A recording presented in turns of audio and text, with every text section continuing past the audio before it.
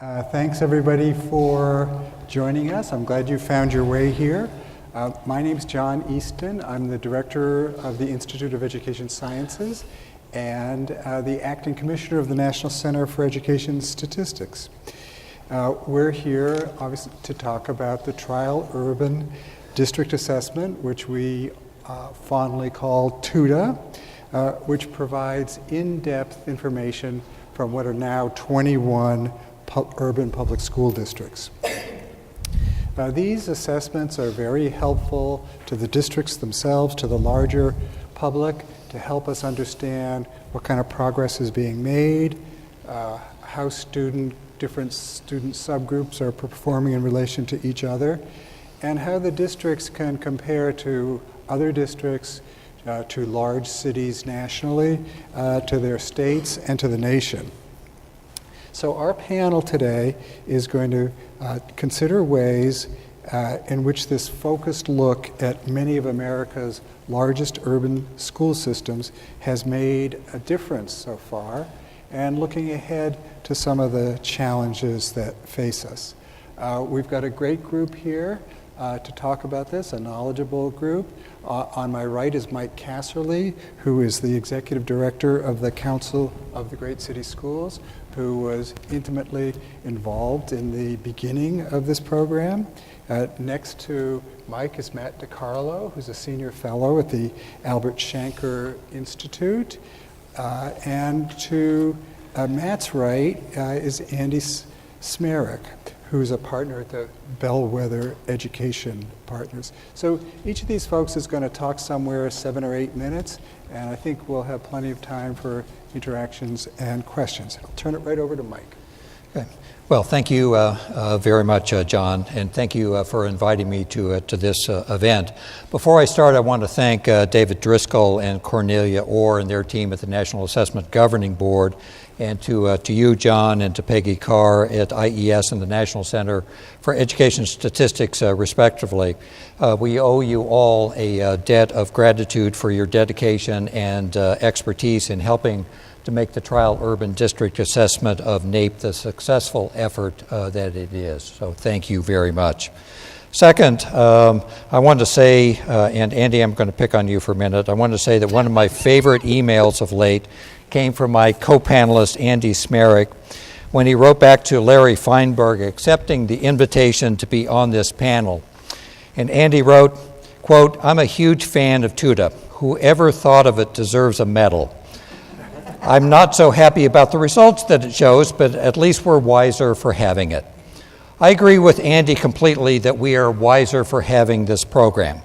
As for who deserves the medal, I'm reminded that a lot of people think that this program, TUDA, was something that was done to urban schools as a way of blowing our cover on poor performance. Nothing could be further from the truth. In fact, this program started when I went to the National Assessment Governing Board with my research director, Sharon Lewis, in the fall of 2000.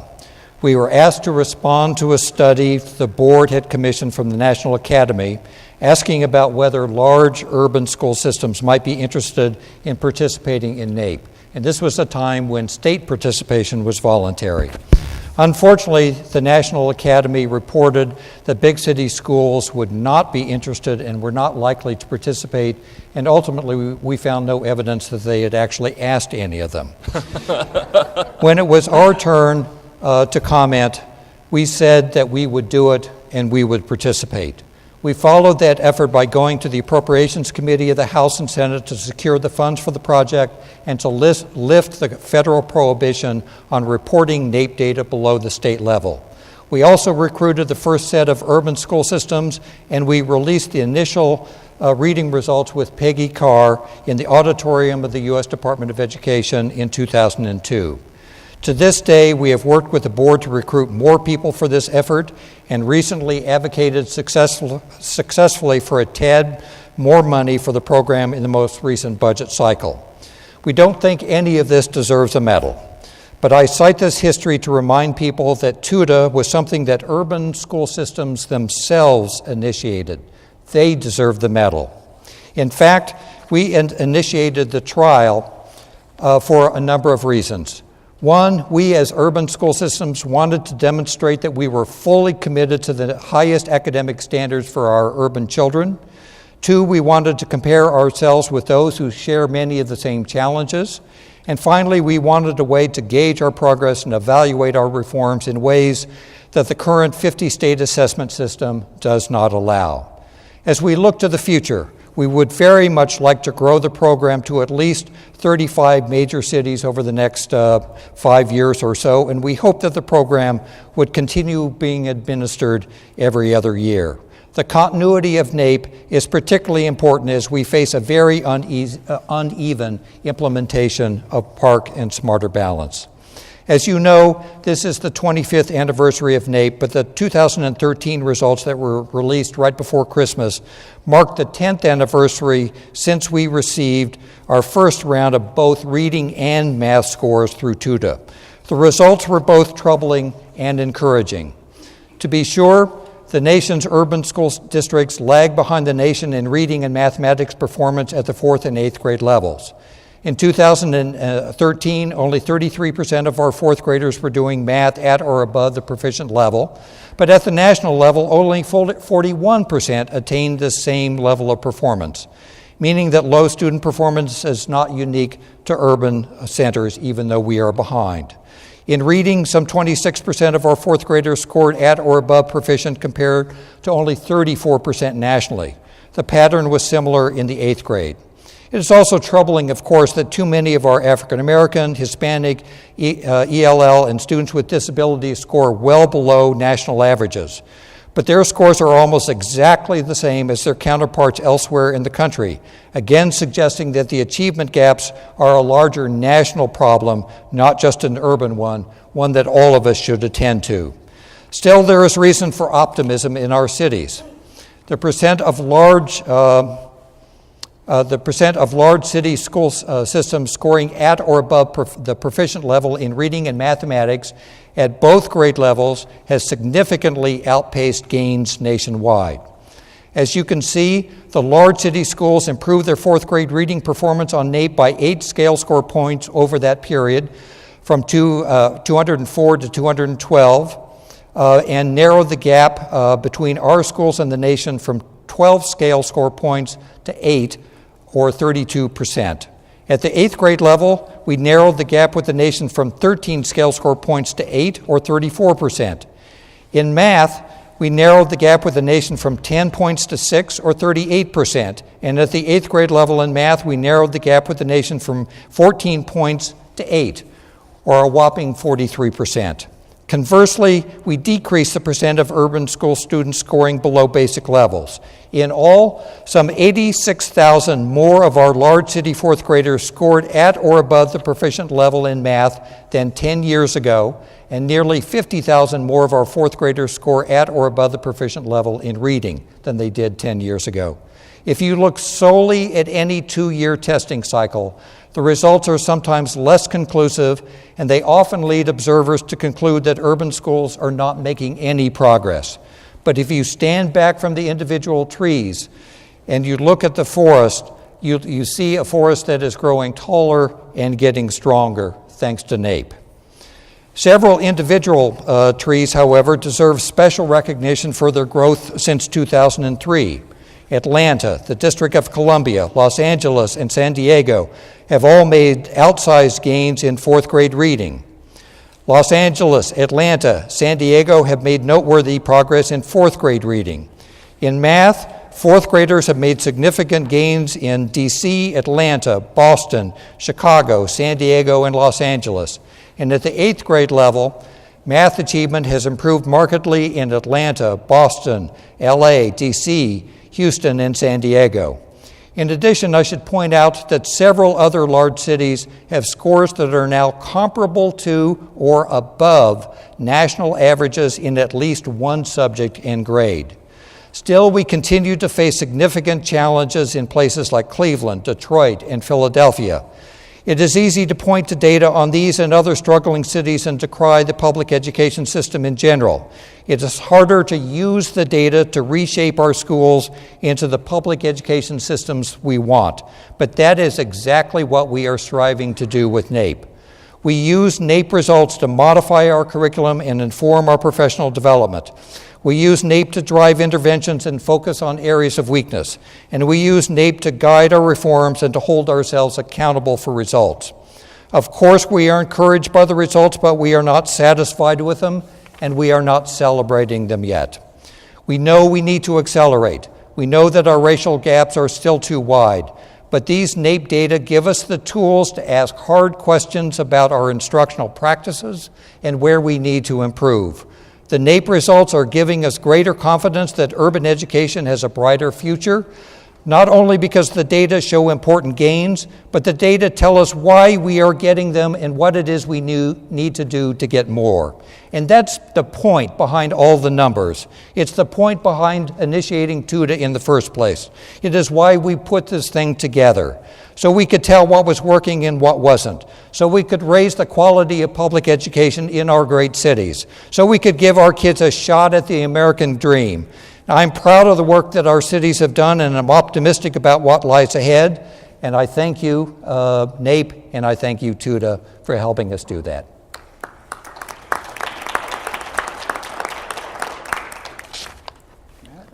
Good afternoon. I am honored to participate on this panel, and I join everyone in wishing a happy birthday to NAGB.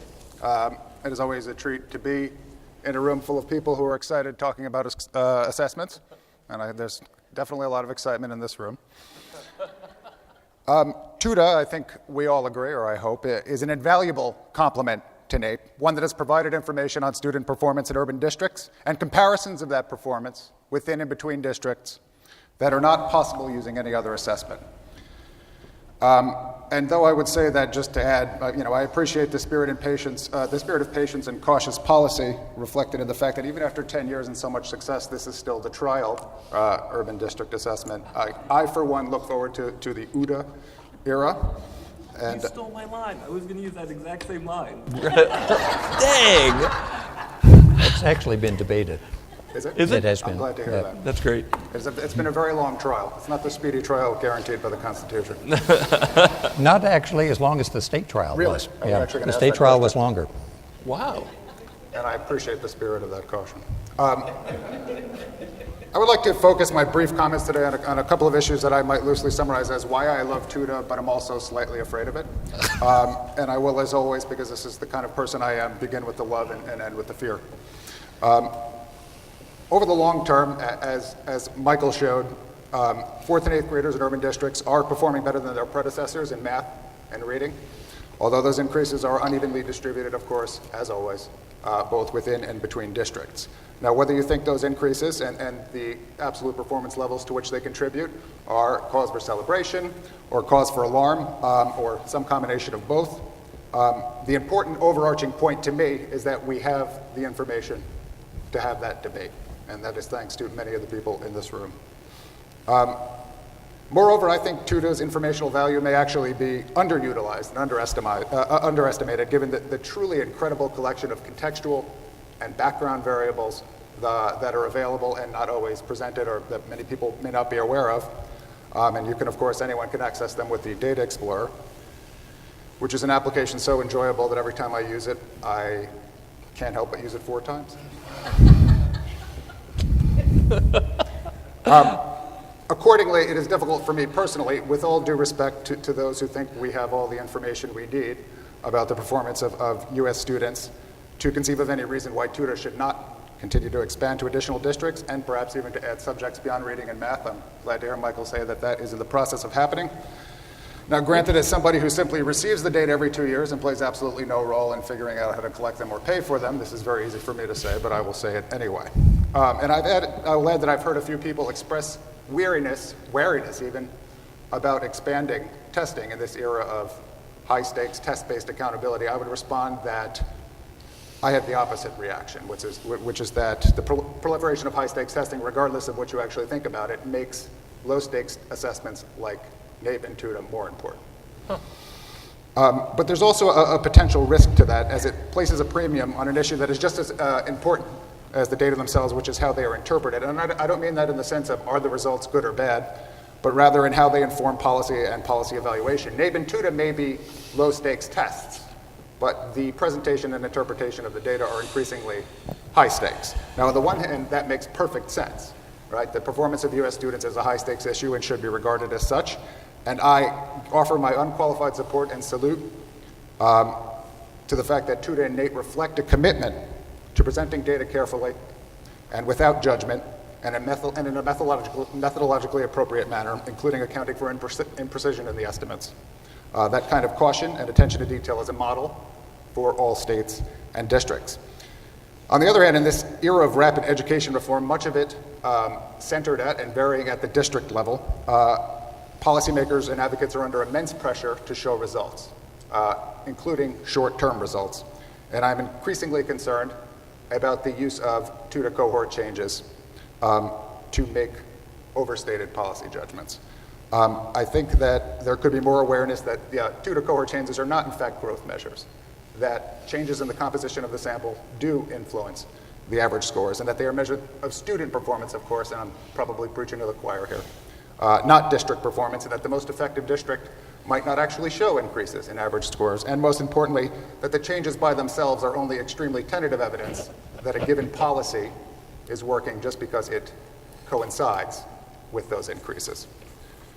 Now, lest I seem like I'm subscribing to some weird form of test score postmodernism, I would just say that, for example, if a given district shows meaningful increases, and those increases are sustained over time and shared by subgroups, I'm perfectly comfortable acknowledging that that district is probably doing something correctly, though I personally would hesitate to chalk it up to a policy or two specifically. In addition, with cautious, detailed analysis, there's plenty of room for policy-relevant conclusions, and absolutely every opportunity in the world for policy guidance, such as identifying areas for improvement. And frankly, also, there's nothing wrong with speculation. Identified as such, I'm all for speculation in both my personal and professional life. Unfortunately, and if I may make a generalization here, I am noticing, this may be even a bit alarmist, noticing that type of treatment, cautious treatment, is in danger of becoming the exception rather than the rule. Too often reform packages are judged effective or ineffective, and individuals' reputations are built on 2 or 4 year cohort changes on TUDA and of course NATE. And of course, as we all know, TUDA and NATE were not designed to assess the impact of specific policies. And this is dangerous because it risks the conclusion that policies are working when they're not, or not working when they are. Using this approach, one can prove that almost anything works or doesn't work eventually. Now again, this is not because the data are presented in a misleading manner, quite the contrary. As I said, the presentation is cautious. It says it right there in the documentation, what I'm talking about. And I realize that it is beyond the scope of our ability to control what people do with data, and I fully respect and support the need to maintain established presentation protocols, but it's my personal opinion that the value of TUDA, its absolutely vital contribution, might be well served by even more aggressive and visible guidance as to the proper policy interpretation of the data. And on that somewhat presumptuous note, I will conclude because I've used my time. Thank you, and I look forward to the discussion. That was, terrific. So my comments are going to be very short because I'd love to have a conversation about this more than have me up here bloviating about stuff. And I wanted to begin I have 2 categories of comments. First, we're going to just be straight up thank yous. And it has to include Mike Hasserly now. I didn't know this history, which I think is absolutely phenomenal. So my thank yous were going to be to NAGB. I assumed that NCES played a pretty big role along the way, IES as well. But I really wanted to give a shout out to the districts that agreed to participate the first time around in particular.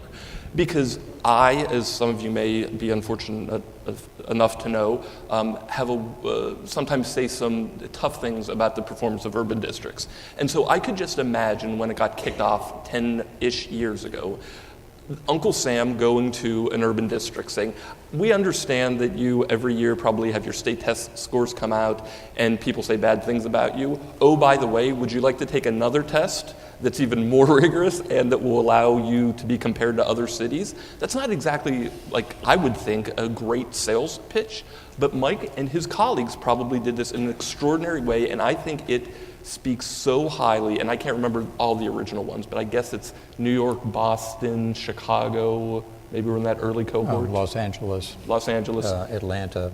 I mean, imagine the courage it had to take from board members and superintendents to actually say yes to this, knowing that their scores were going to come back not looking all that hot. Kudos to them, and kudos to the now 24 about that are participating. Now, having said that, I love that we have the data. I hate what it tells us. Mike is right in his presentation. There has been progress made, but I'd like to point your attention to the fact that in most cases he was pointing to scale scores, and scale scores have been used in most recent presentations, including the most recent one, which I'd like to discuss at some point, perhaps. What really matters, though, isn't progress. It matters where progress is leading you, and scale scores don't mean much to most of us. What matters is proficiency. Are kids learning? So here's some facts that make me so mad. In the last administration, 2013, Detroit is in dead last place in proficiency scores in all 4 tests. Cleveland is in next to last place in all 4 tests. Milwaukee is just barely ahead, I guess, of Cleveland in that way. In Detroit, 8th graders, math, 3% are proficient. Let me repeat that. In Detroit, 3% of 8th graders are proficient in math, meaning we are sending them into secondary school without the skills necessary to probably graduate and then go on even further. Even a city like Atlanta that has made great progress, still about 1 in 4 of its kids are proficient on each of the 4 major tests.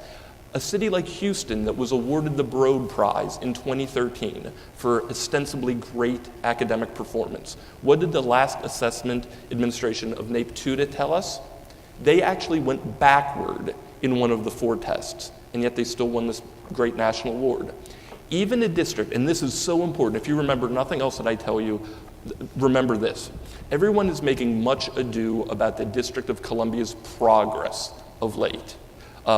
They're getting hosannas near and far, and in full disclosure, I consider their superintendent, Kaya Henderson, a dear friend of mine. I respect her greatly. But where has their progress led them? Washington, D.C.'s low-income students are the lowest performing low-income students in all 21 cities that participate in NAGB TUDA. Let me repeat that. Low-income kids in D.C.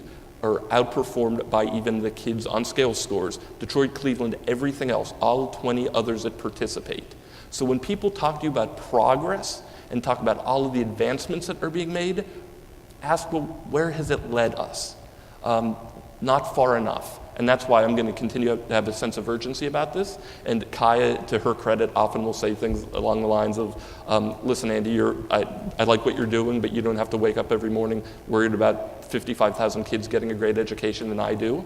And Mike and his team and his members have to do that. But I'm going to continue to be on the outside pushing hard on this. So the last thing I'd like to say is TUDA is absolutely indispensable. I want it to turn into UDA as well, get rid of the trial, make it go on forever, add more districts. I love it. I love that it tells us stuff. I just hate what it tells us.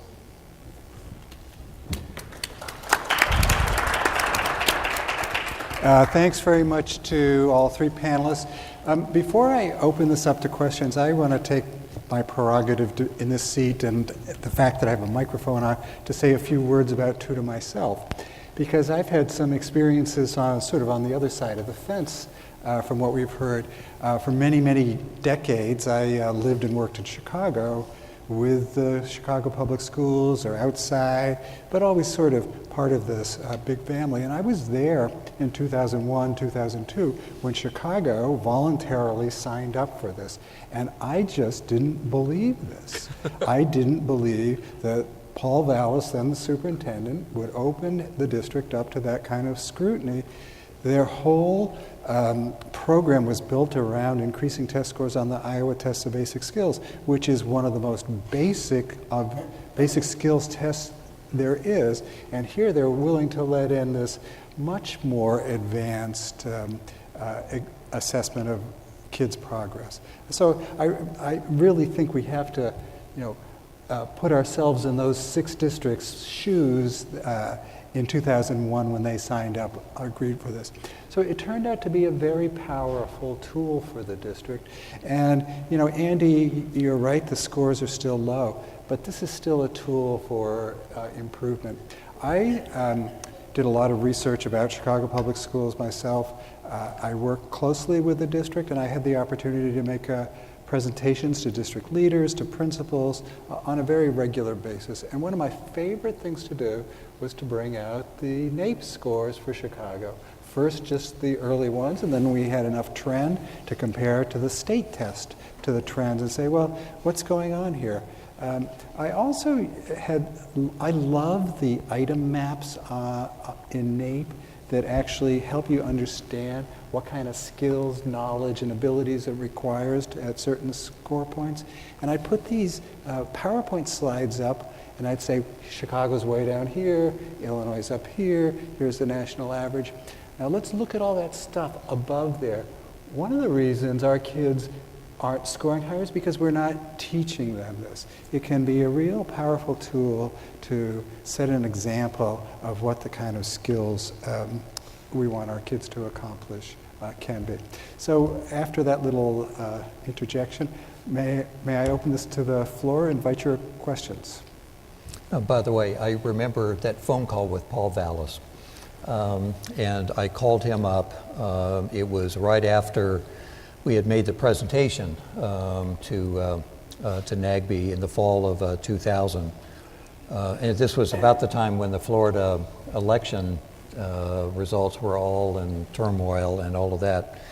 And I remember this conversation with Paul was, you would have thought that the conversation would have been something that lasted for a very long time, where he would say, take me through the results, or take me through what this is going to mean, and brief me on the technicalities of NAEP and all of that. That conversation, I recall, lasting about 15 minutes. And he's saying that it was the right thing to do, and it was long overdue. There is actually some history that precedes what we did on TUDA, and probably only a few people in the room may have been around at that time.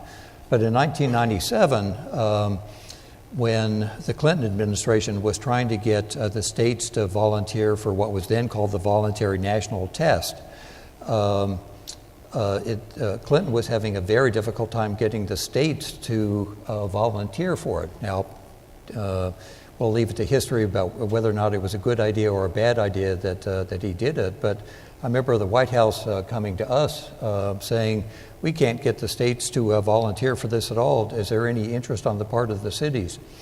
And the White House folks, it was Mike Cohen, who was working for the president at the time, said, I'll give you a month to see if you can come up with 5. In a week, we had 15. And it was, Congress ultimately ended up not passing the voluntary national test, but the conversation that we had with the cities back in 1997 told me that, in fact, there was enough commitment on the part of the cities to be measured on something comparable across state lines, that when the opportunity came around to actually put this on the table for NAGB, we could do it like that. Next. Questions, comments? Jeannie? Yes.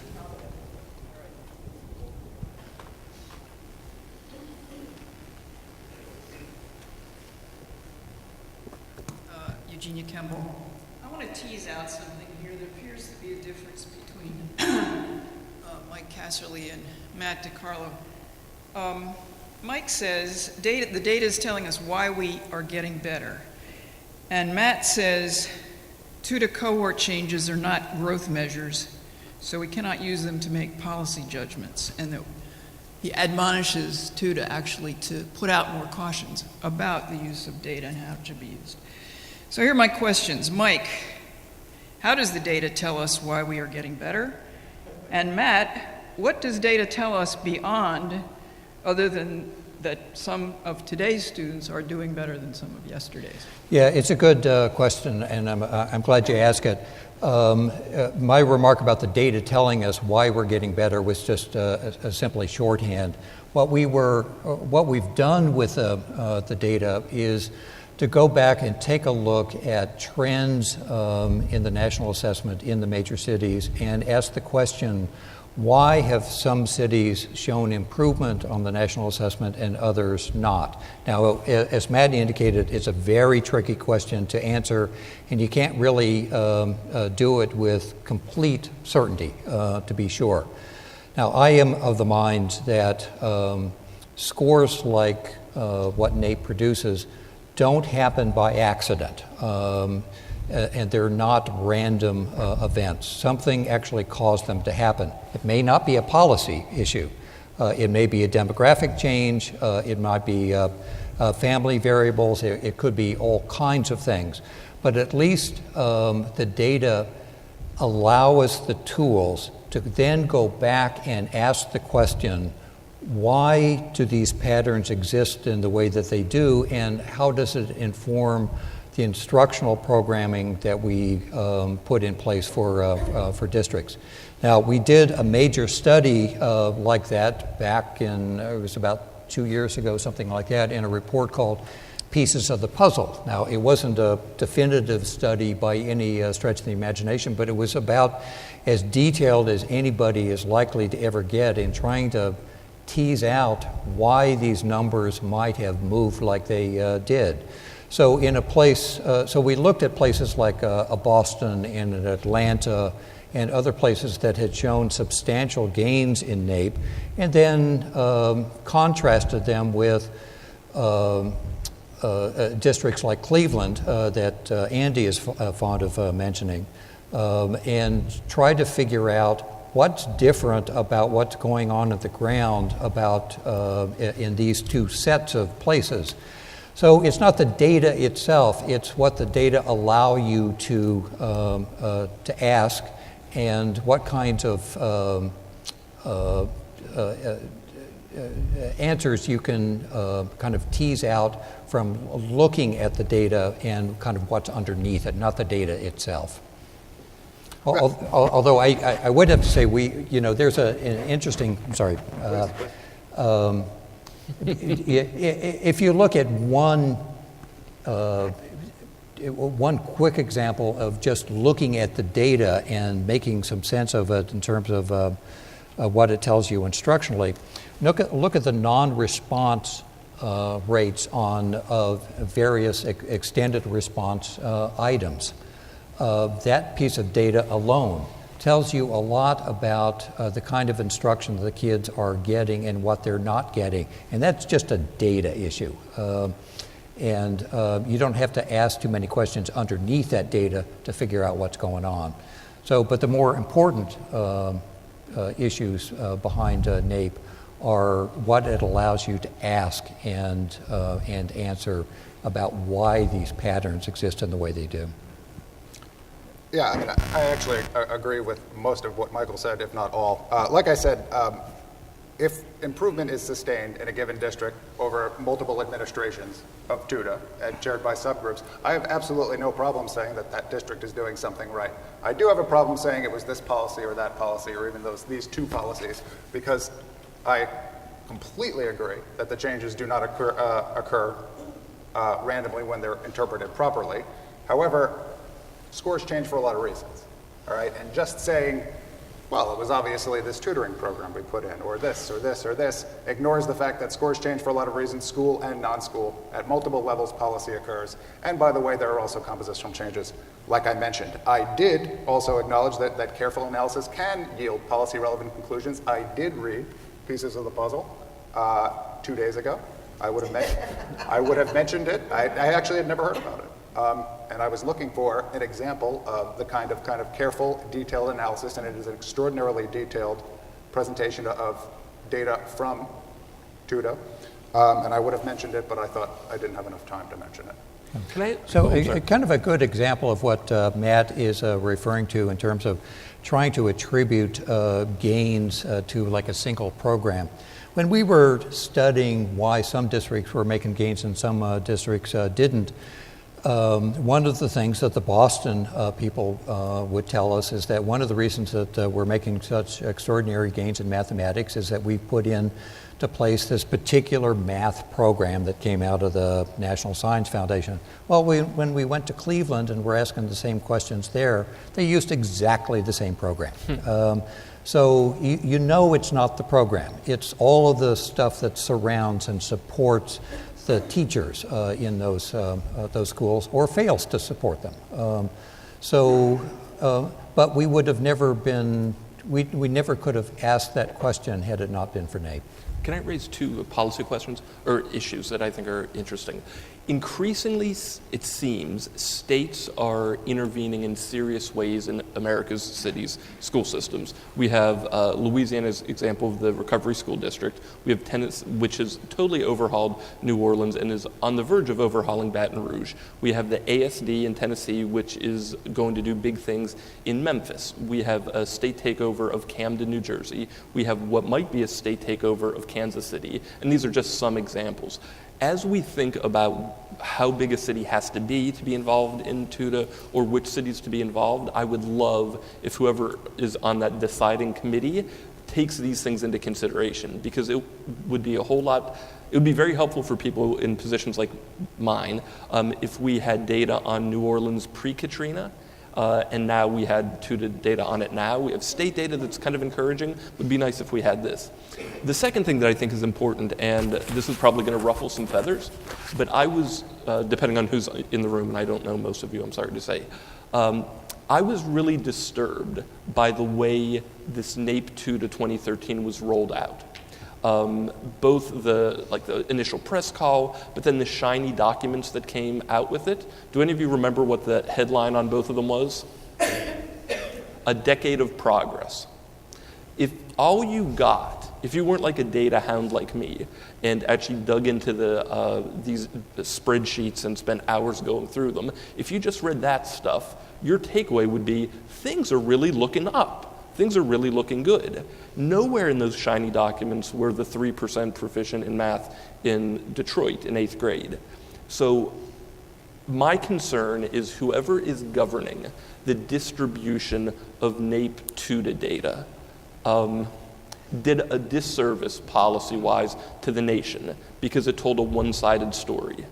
And so I think we need to have a real serious conversation about what is the role of NCES, I presume, in producing the data, in NAGB, in overseeing the governance of the test, and then a separate entity to make sure that however the information is distributed, it tells the full story, the whole story, even the ugly parts of the story, because had some of us not done the digging into the data, I think a lot of the nation would have been left thinking, wow, a decade of progress, therefore decreasing the sense of urgency in places that really, really, really need a sense of urgency. So you said that you were risking ruffling feathers with people you don't know. Well, you do know me. I object to a statement like that. I think it actually provides a disservice to the public. We all know and we all admit that places like Philadelphia and Detroit and Cleveland have had a very difficult time, and their NAEP data demonstrate it. But this latest release of NAEP was the first and only time there will be a 10-year anniversary trend behind the TUDA data, and it was perfectly appropriate for NAGB and the National Center for Education Statistics to ask the question, over those 10 years, was there progress in urban schools? And the answer is yes. The fact that you want to focus just on the 3% in Detroit, frankly, I'm troubled by the 3% in Detroit, and I personally went to Detroit, have gone to Detroit, and accused them of committing academic genocide against their own kids. I am the first to stand up and object to low performance in districts and to take them on my own members when they're not doing the right thing. But I strongly object to your characterization that somehow NAGB or NCES was either cooking the books or glossing over the challenges that urban schools had. They did not, and they've done an excellent job of making sure that all of that data were publicly accessible to anybody who wanted to look at them. So I have a different take on that, obviously. For example, I think that if there is going to be a press call or if there is going to be an event with the release of data, I adore Mike for his care of kids and the work that he does, but is it fair that there is only one voice on that press call from the nonprofit space, and that one voice is the leader of the organization that advocates and represents the large urban districts? Shouldn't there been other voices? I'm included because we stuck out our neck to put urban schools on the line and their results on the line. We did it not so you could beat the crap out of people, but we made it.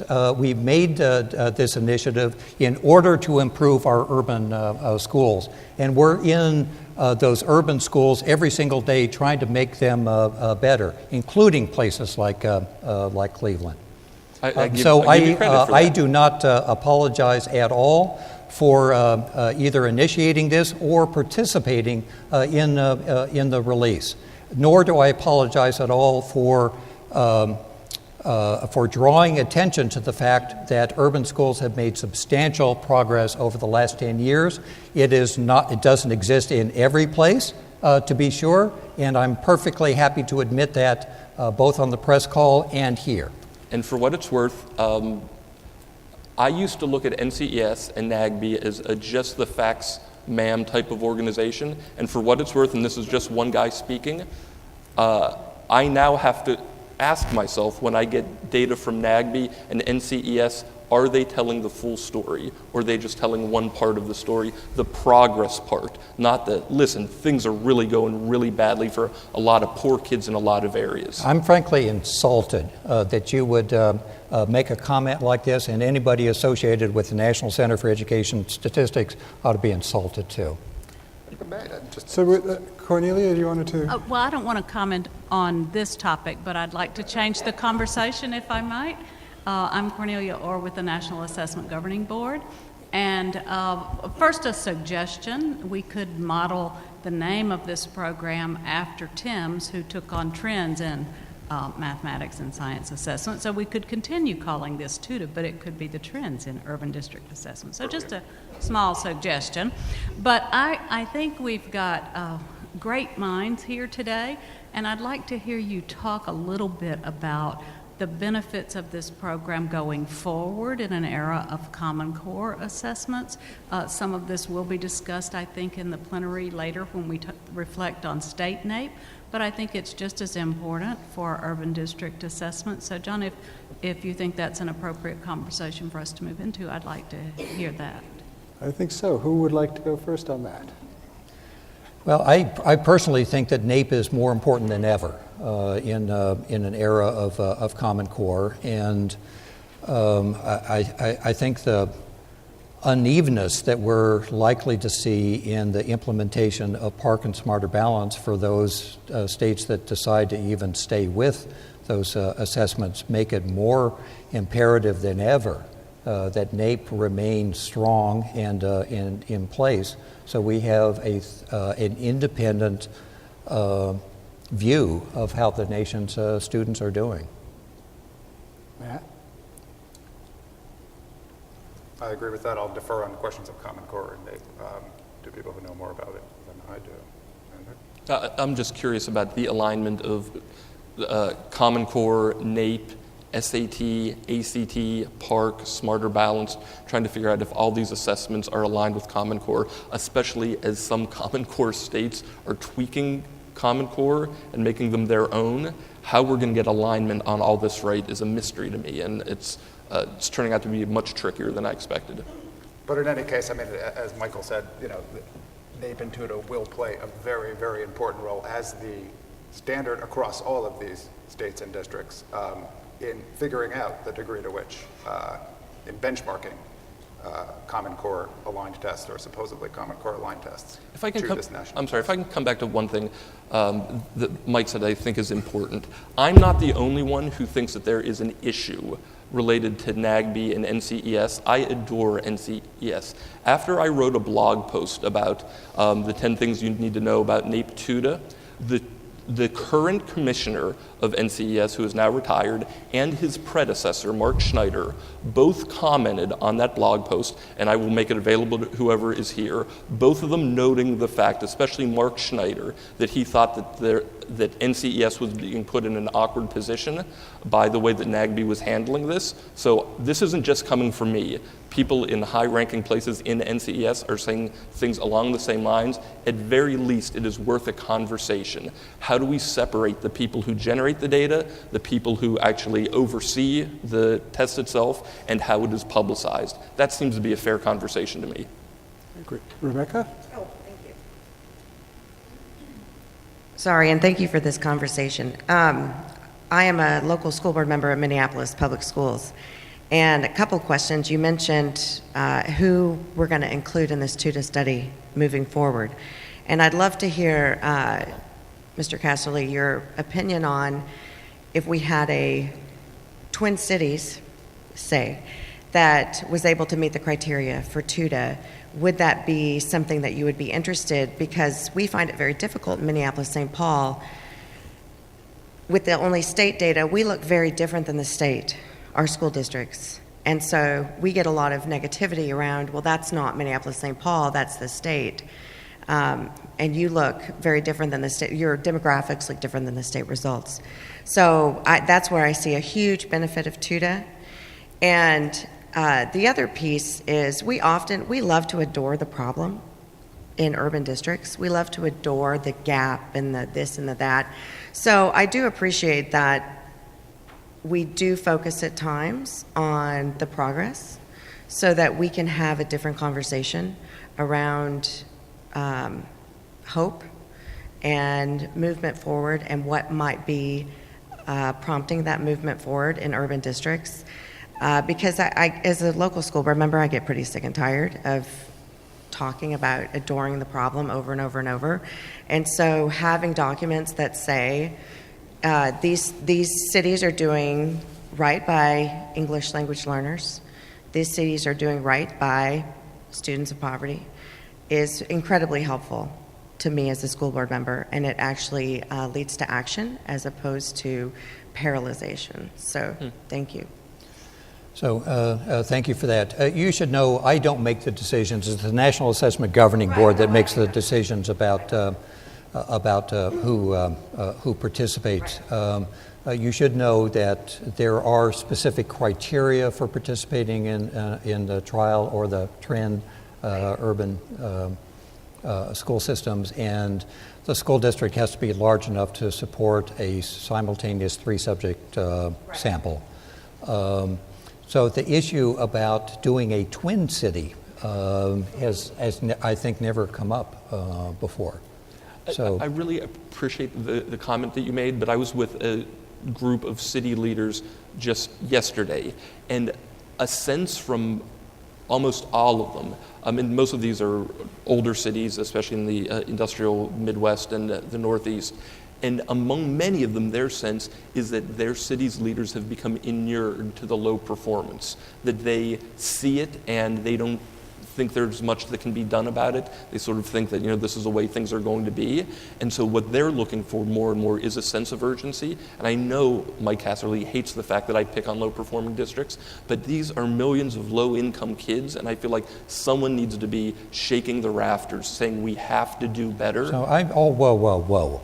You seem to think that we don't have a sense of urgency about improving our own performance, and that only you have a sense of urgency about it. That's baloney. I never suggested that about you. Well, look, that's what the implication is behind these comments, and I again just find them insulting.